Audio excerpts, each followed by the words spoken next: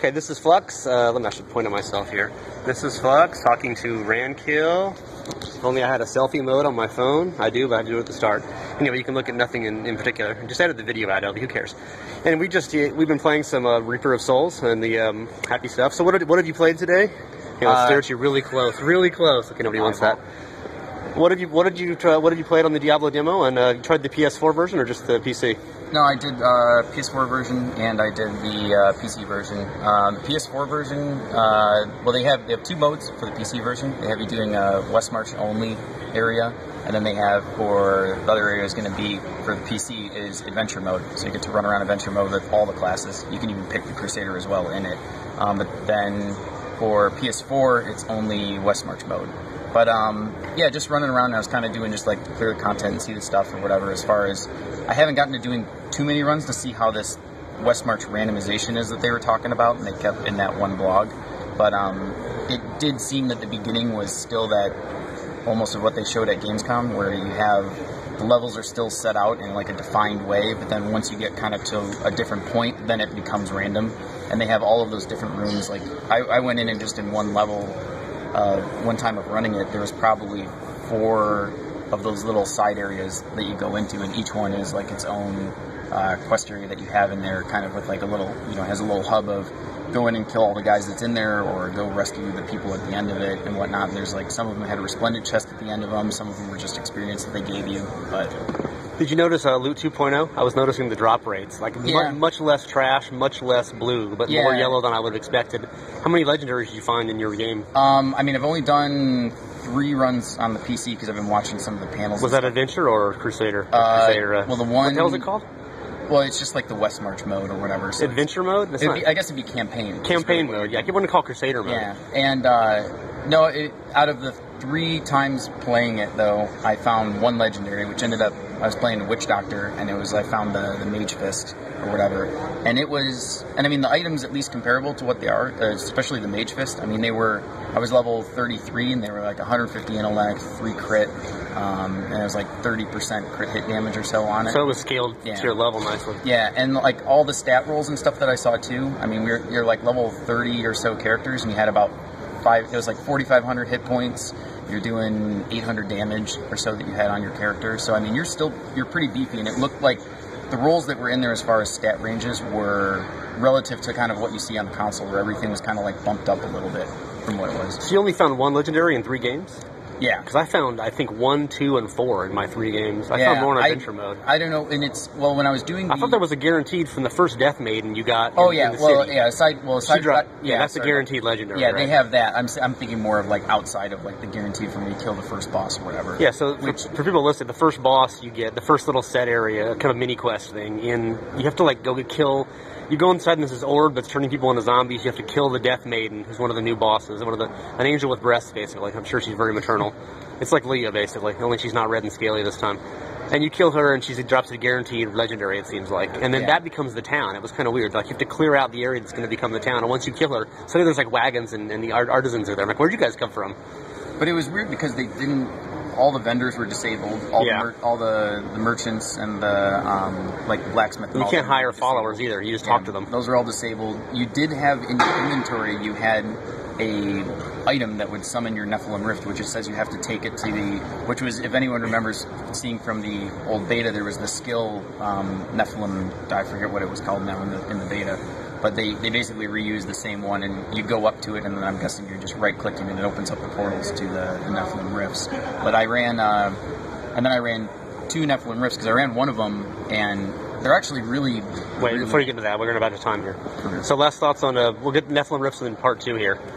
Any last, can you, in 17 seconds, what else? Nothing, okay, we're starting in.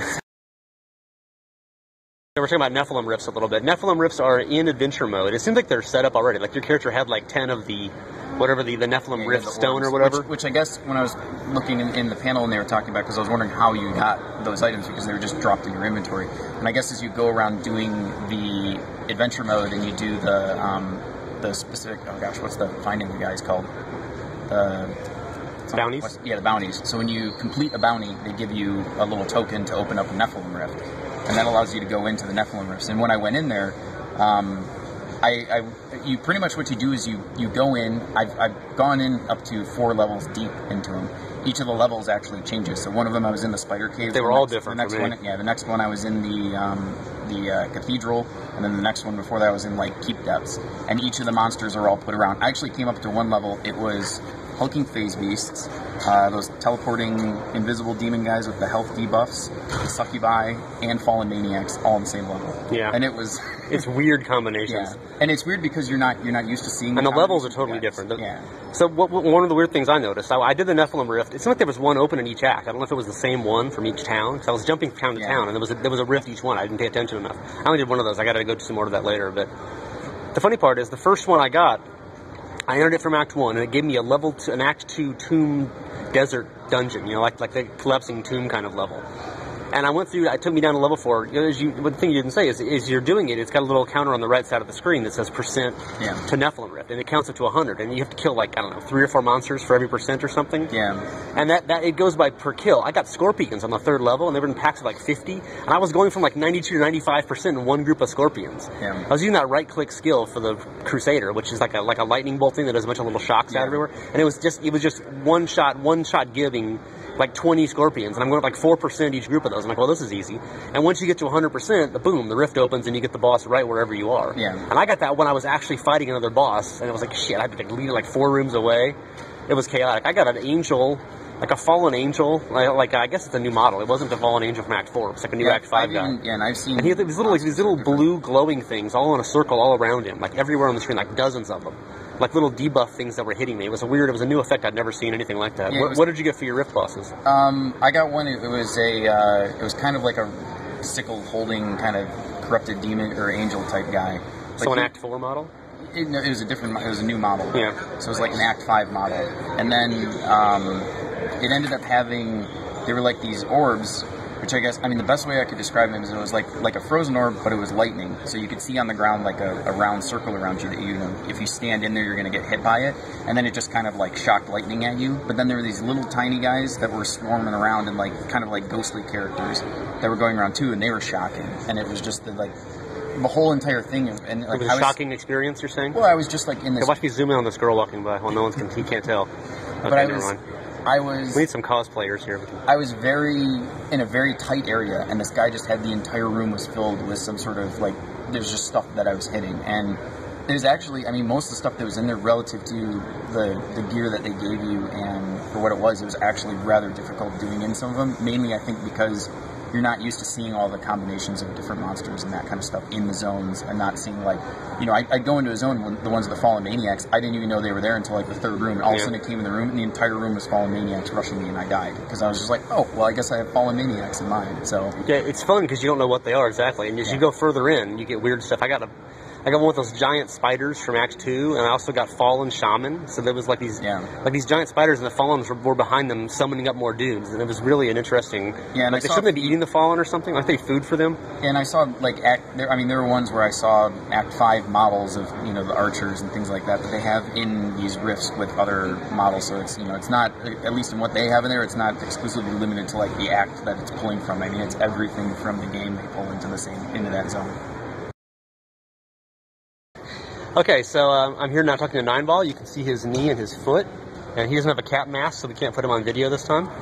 And he's been playing the Reaper of Souls demo a little bit here, or did you just go play Hearthstone instead? They have it on touchscreen, Oh, yeah. But, touchscreen Hearthstone. Is there actually a credit card slot next to it so you can buy the good cards, you think? They probably they'll sell packs for Hearthstone in the stores that come with that cube, and they'll all be tied to the Blizzard account, so that way you could just slide it on your smartphone. Charge back. Yeah, there you go. Yeah, they did. They announced the Android and iPhone versions are coming soon. I'm surprised Indian casinos haven't found a way to do that yet, but I guess that would be illegal. Ever since lately. Funny thing, I just talked to Rankil about this. I was up in the press room having some horrible dinner that they served us. Actually, it wasn't that bad. And it was right after the Diablo 3 panel had ended. And I'm sitting there eating, and Kevin Martins walks up and says, "Oh, hey, what's up?" Sits down on my table. Mm-hmm. And I'm like, I should stealthily slide my phone out and hit the record button, and he'll never notice, right? But he's talking to me, obviously asking about adventure mode and filling in some details about stuff. And half the questions I asked him, he's like, well, I honestly can't answer that because we're still changing it. And then as I'm talking to him, Rankil texts me and says, hey, I can get together in the lobby. And I'm like, okay, I get it going. And then, of course, Wyatt Chang walks up and sits down. Mm-hmm. And then 30 seconds later, Josh Mosquera walks up and sits down. Nice. I'm like, God damn it. They didn't want to talk. They wanted to eat because the D3 panel had just ended. So I'm there at the table with all the developers, and they're like, "Oh, hi, how's it going?" Asking questions, and they mostly were just kind of chatting amongst themselves and shoveling down the gruel because all the developers go to the press room. That's where the free food is. So, but it was ironic. I've got my and then there were 3 other guys from the panel I saw walking around the room getting their own gruel. So it's like, damn it, just when I'm leaving, Anyway, I've got interviews tomorrow with a couple of guys, but I'm here with Neinball instead because he's got much better insights into Diablo 3 than the developers who are making it. Ooh, a cosplay girl. Let me zoom in on her. What the hell is that? A Tahitian princess? I think that is a panda witch doctor. Oh my god. I think I like World of Warcraft after all. Oh, there you go. Okay, so you've been playing, so you played the Crusader a little? What did you think? Yeah, I played the Crusader. It was actually a lot of fun. It was kind of what I expected it to be, seeing it in the videos. It's a lot.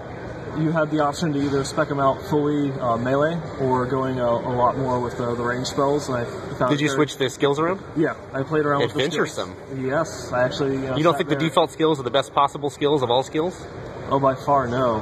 That the Blessed Hammer, the Justice, that you can actually go through and start throwing them for your default attack, 10 times better than the Shield Slam.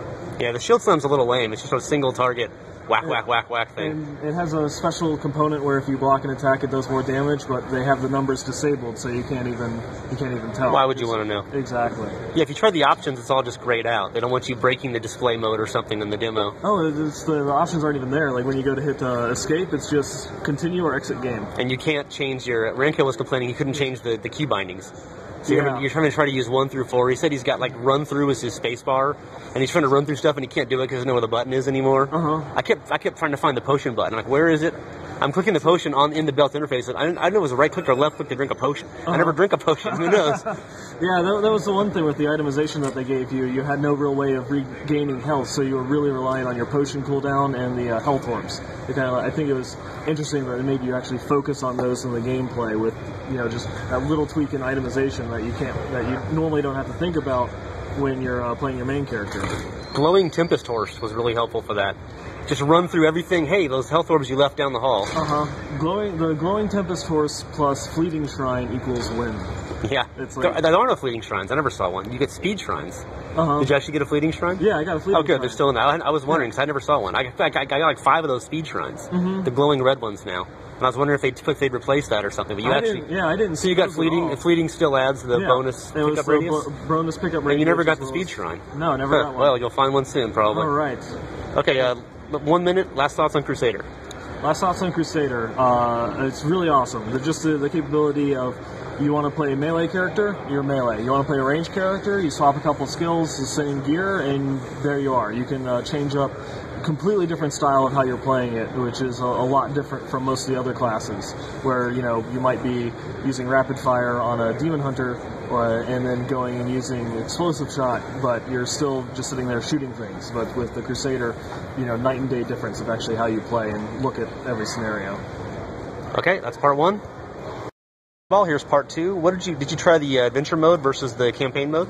Yes, I managed to go through and try out both of them. It was actually I was talking with Alex Mayberry, the lead producer, out on the show floor, and I was just talking with him about the game, and he's like, "Have you played the demo yet?" And he's like, walks me over there, and he tells one of the guys, it's like, as soon as he's done playing the story mode, let him play the adventure mode. So I didn't have to wait in line for either. That was your awesome. Pimp hand was strong. Exactly.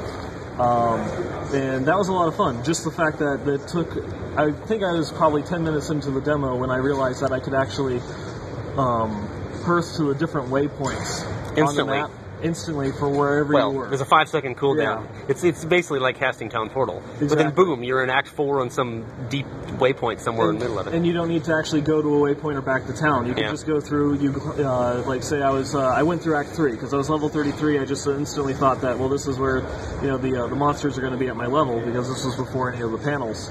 And so I just went through and was, killing stuff, and then I went to Act 2 after I'd finished the bounties there, and then, everything was, relatively the same difficulty. They were hitting just as hard. So then later we found out that the levels of the monsters will scale with you no matter what level you are. So it's just kind of like a free reign that you can continue to go around and play through.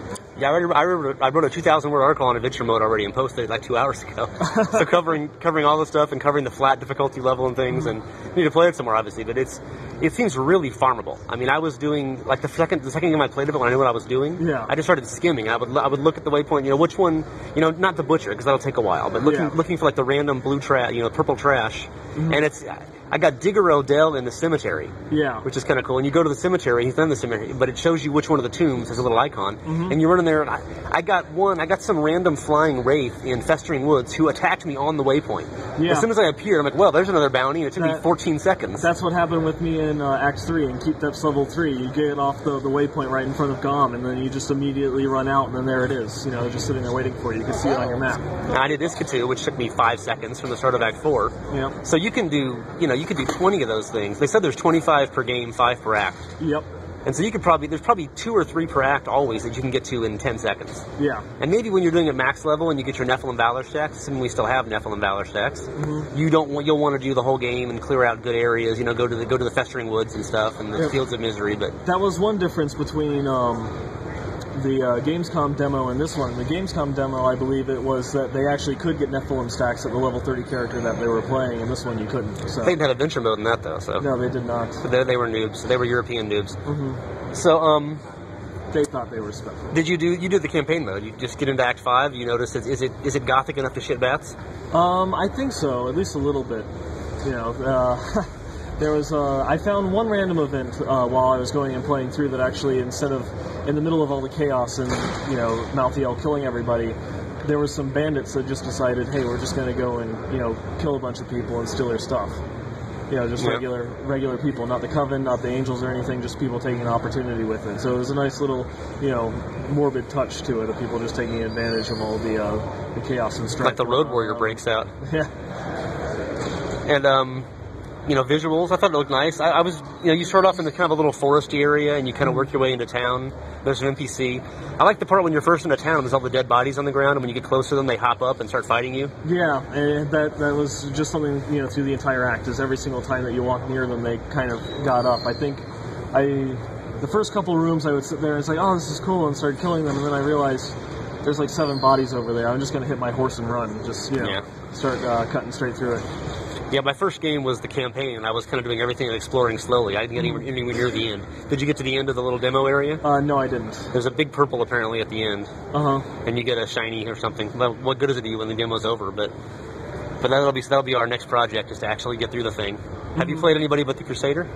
No, the Crusader was the only one that I had a chance to play, because I figured, you know, I played all the other classes at level 30, so I didn't really see that they'd be adding too much new to them, though I should go through and, like, say, give a monk a chance just to see what the new class changes are, especially the change to Dashing Strike that we've data mined. Yeah. Okay, that's into part 2.